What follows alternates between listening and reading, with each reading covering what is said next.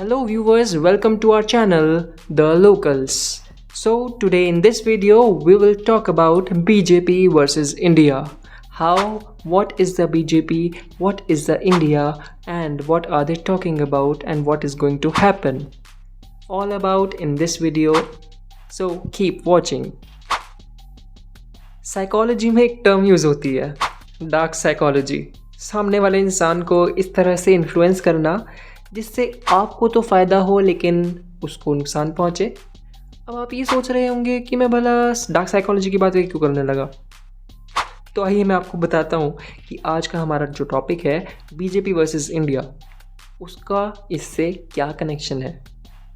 तो आजकल आपने सुना होगा कि हमारे देश में इस वक्त जो अपोजिशन पार्टीज़ हैं उन्होंने अपने गठबंधन अलायंस का नामकरण किया। और ख़ास बात, इंटरेस्टिंग बात यह है कि नामकरण कम और मैनिपुलेशन ज़्यादा है। आपने अक्सर सुना होगा कि जहाँ जहाँ भी रिसेंटली हमारे देश में विधानसभा के इलेक्शंस एनडीए और यूपीए के बीच हुए तो टीवी पर हेडलाइंस हुआ करती थी, एनडीए वर्सेस यूपीए, एनडीए ने यूपीए को हरा दिया, यूपीए एनडीए से पीछे चल रहा है। इससे एक क्या परसेप्शन होता था कि NDA is an alliance under Modi, यानी कि एनडीए अलायंस है जो कि मोदी के अंडर है, और यूपीए एक अलायंस है जो कि कांग्रेस पार्टी का एक गठबंधन है। पर इससे कुछ लोगों को खास मज़ा नहीं आता था, और मैं ये जो मजा है हिंदुस्तान के हर व्यक्ति को देना चाहता हूं। अच्छा, इसलिए अब उन्होंने एक स्ट्रैटेजी बनाई जिसमें इन्होंने अपने अलायंस का नाम यूपीए से बदलकर INDIA कर दिया। अपने पापों को छुपाने के लिए अपनी कंपनी का नाम ही बदल डाला। नाम है ये जो क्या उन्हें बनाया क्या है इंडियन, जो भी लंबा चौड़ा माने वो नहीं मालूम, आपको याद हो गया तो मुबारक हो आपको। असल में ये समझिए कि वोटर्स को कैसे INDIA यानी इंडिया के नाम पर मैनिपुलेट किया जाए, लोगों के इमोशंस को मिसयूज़ करें ताकि 2024 के इलेक्शंस में उनको तो सीटों का फ़ायदा हो पर वोटर्स इनकी पॉलिसी से बाद में त्रस्त हो जाए और इनकी पोस्ट पोल मजबूरियों से परेशान हो जाए। इसी को डार्क साइकोलॉजी कहते हैं। लोगों को यानी कि वोटर्स को यानी कि हमें मैनिपुलेट करना, झूठ बोलकर। झूठ बोलो, बार बार झूठ बोलो, फैक्ट्स को मिसरिप्रेजेंट करके, इंडियंस के इमोशंस का मिसयूज़ करके, जिस भी तरह से जो भी पॉसिबल वे हो उस तरह से। अब आपको ये पता होना चाहिए कि INDIA के बैनर के अंडर आखिर कौन कौन सी पार्टी शामिल है। इनमें सबसे पहले राहुल गांधी की पार्टी INC, केजरीवाल की पार्टी AAP, तेजस्वी की पार्टी RJD, MK स्टालिन की पार्टी DMK, शरद पवार की पार्टी NCP जिसके अब 2 फाड़ हो चुके हैं, ममता की पार्टी TMC, और इन्हीं के साथ कुल मिलाकर 26 पार्टियां ऐसी हैं जिन्होंने INDIA नाम का अलायंस बनाया है। अब ये मैनिपुलेशन का तरीका अगर आप जान पाएँ तो बहुत पुराना और बहुत नया भी नहीं है। ये कुछ ही टाइम पहले इन्वेंट किया गया और ये हमारी पॉलिटिक्स में और पहले भी था, आज भी है और शायद आने वाले वक्त में रहे ना रहे, फ्यूचर किसने देखा है। पॉलिटिशियंस कैसे झूठ बोलते हैं, मैनिपुलेशन करते हैं, आइए एक एग्जांपल से समझते हैं। अरे बाप रे, ये तो धोती खोल रहा है। कुछ टाइम पहले दिल्ली CM केजरीवाल ने ये कहा कि PM मोदी की डिग्री फेक है।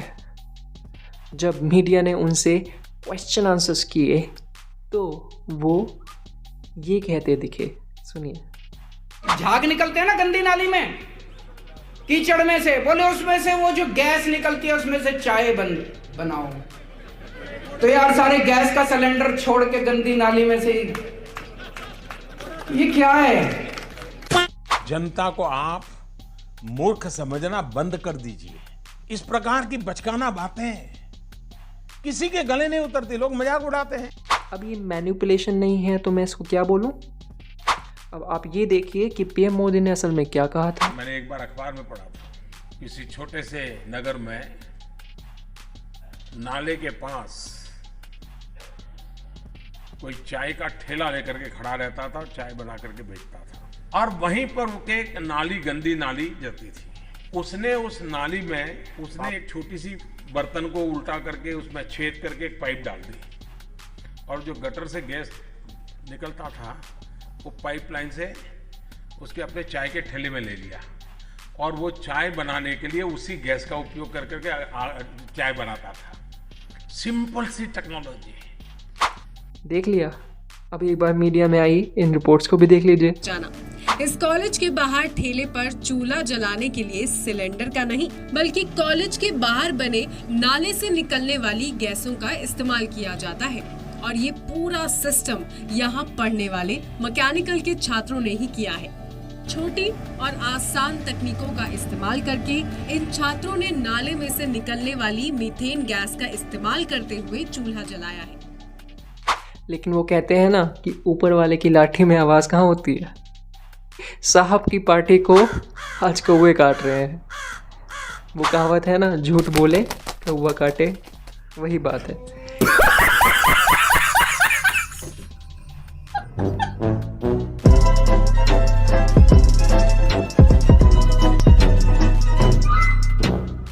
एक एग्जाम्पल देखिए। पानी पानी पानी पानी पानी पानी पानी पानी अंकल जी पानी पिला दीजिए, मेरा गला सूख रहा है। तुम्हें पूरे दिल्ली में हम 380 झीलें बना रहे हैं, लेक्स। दिल्ली धीरे धीरे झीलों का शहर कहलाएगा। पूरी दिल्ली के अंदर आप जहां भी जाओगे आपको झीलें दिखाई देंगी, खूबसूरत आसपास लैंडस्केपिंग दिखाई देगी। अभी तुम्हें पानी पीना है, पी लिया पानी।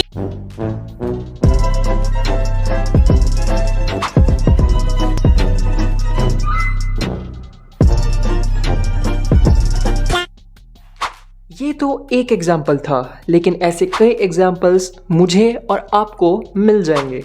सो ये तो था कि एक नया पैतरा कैसे ऑपोजिशन पार्टीज़ की तरफ से इंडियन पॉलिटिक्स में नाम बदलने की पॉलिटिक्स से शुरू किया गया है, और एक मेथड के थ्रू, डार्क साइकोलॉजी की मेथड के थ्रू, प्रोसेस के थ्रू इसको चलाया जा रहा है।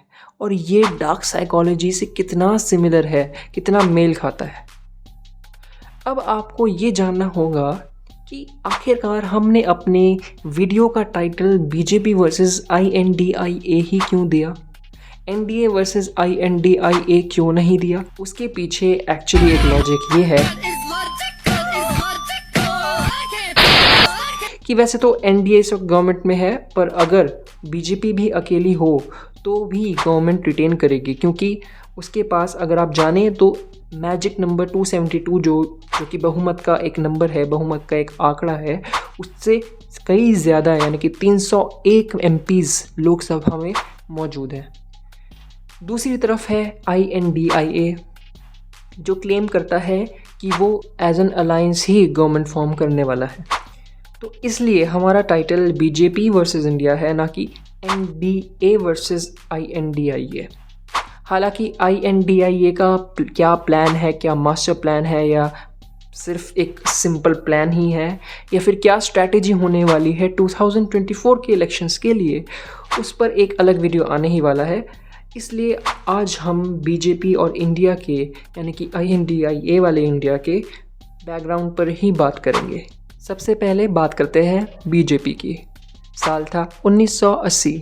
देश की राजनीति में गहरी उठापटक चल रही थी। इसी बीच 6 अप्रैल 1980 को लेट श्री अटल बिहारी वाजपेयी जी और आडवाणी जी ने बीजेपी की फाउंडेशन की, जिसके पहले प्रेसिडेंट ही अटल बिहारी वाजपेयी जी बने। और अपने सबसे पहले इलेक्शंस यानी लोकसभा इलेक्शंस 1984 में जब बीजेपी उतरी तो सिर्फ 2 ही सीट जीत पाई, और तो और 108 सीट पर तो उसकी ज़मानत ही जब्त हो गई। हालांकि यहाँ पर नोट करने वाली बात यह है कि बीजेपी ने 224 कैंडिडेट्स ही उतारे थे, और आज बीजेपी इंटरेस्टिंगली 301 सीट की पार्टी है। हालांकि ये नंबर टाइम के साथ साथ बढ़ता गया और 1999 के लोकसभा इलेक्शंस में बीजेपी को सबसे ज़्यादा 183 सीट्स मिली, लेकिन उसके बाद 2004-2009 में के इलेक्शंस में बीजेपी 138 और 116 सीट्स पर जीत सकी। हाउएवर, ये बात नोट की जानी चाहिए कि 1999 में अटल जी प्राइम मिनिस्टर बने और 1996 में तो वो सिर्फ 13 डेज़ की तक ही प्राइम मिनिस्टर बने रह पाए थे। फिर आया ईयर 2014 जब बीजेपी को लीड किया नरेंद्र मोदी ने और इंडिया की हिस्ट्री में पहली बार किसी नॉन कांग्रेस पार्टी को क्लियर मेजॉरिटी मिली और कांग्रेस ने अपने लोएस्ट पुअरेस्ट परफॉर्मेंस का मुजाहिरा किया, 44 सीट्स पर ही सिमट गई। खत्म। यही नहीं, यही मोदी मैजिक 2019 के इलेक्शंस में भी चला। चीटिंग करता है तू, चीटिंग करता है तू। और अपनी सोशल जस्टिस और फाइनेंशियल इंक्लूजन की हैवीवेट पॉलिसीज़ की बदौलत हाईएस्ट एवर नंबर को भारतीय जनता पार्टी यानी कि बीजेपी ने टच किया विद 303 सीट्स। सवाल आता है इंडिया अलायंस का, INDIA। तो INDIA रिसेंटली ही 23 जुलाई 2023 को बना। हालांकि इसकी धुरी यानी फाउंडेशन UPA 2004 में बना था, जिसकी फर्स्ट प्रेसिडेंट या चेयरपर्सन बनी सोनिया गांधी। अपने पहले लोकसभा इलेक्शन 2004 में UPA ने जीत हासिल की। फिर लगातार दूसरी बार ईयर 2009 में भी UPA को बहुमत मिला, लेकिन साल 2014 में सब कुछ उल्टा हो गया और UPA को पावर से हाथ धोना पड़ा। गजब बेइज्जती है।